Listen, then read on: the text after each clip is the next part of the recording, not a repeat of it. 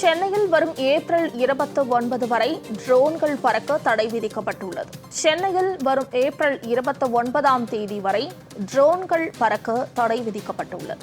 சென்னையில் ஏப்ரல் 29ஆம் தேதி வரை ட்ரோன்கள் பறக்க தடை விதிக்கப்பட்டுள்ளது.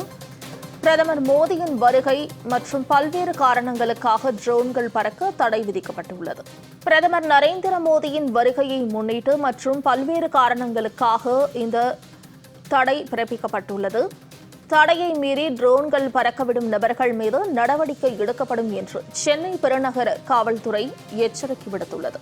கூடுதல் தகவல்களை செய்தியாளர் முரளி வழங்க கேட்கலாம். முரளி, கூடுதல் தகவல்களை பதிவு செய்யலாம்.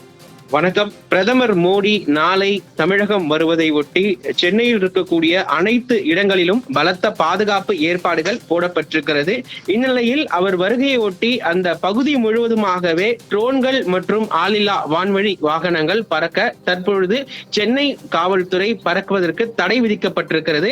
ஒவ்வொரு முறையும் சரி, பிரதமர் அவர்களும் அதே போன்று முக்கிய பிரமுகர்கள் சென்னையும் அல்லது தமிழகம் வரும் பொழுது அந்த பகுதி முழுவதுமாகவே 5 அடுக்கு பாதுகாப்புகள் போட வழக்கம்.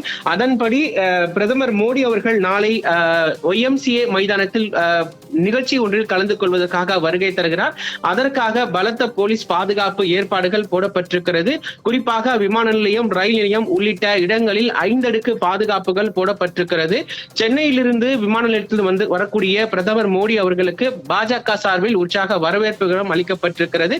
இந்த நிலையில் அந்த பகுதி முழுவதுமாகவே ஆளில்லா விமானம் பறப்பதற்கு தடை விதிக்கப்பட்டிருக்கும். அதே போன்று ட்ரோன்கள் பறப்பதற்கும் தடை விதிக்கப்பட்டிருப்பதாக சென்னை காவல்துறை தற்பொழுது செய்தி குறிப்பாக வெளியிட்டிருக்கிறார்கள். முரளி, தகவல்களுக்கு நன்றி.